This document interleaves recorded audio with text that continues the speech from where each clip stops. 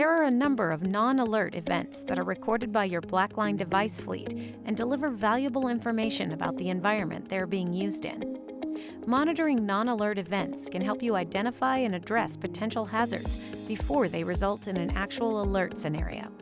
This information is displayed in the Events Report, which is available as part of the Blackline Analytics suite.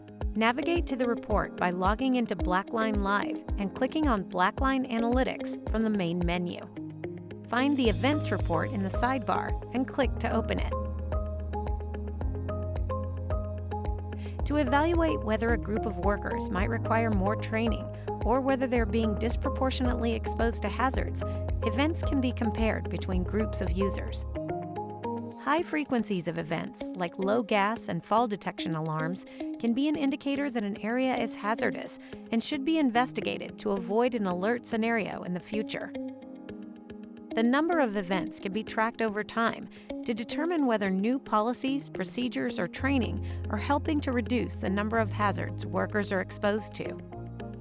Using this report, you can easily determine how many events your fleet is experiencing and monitor potentially dangerous areas before an incident occurs.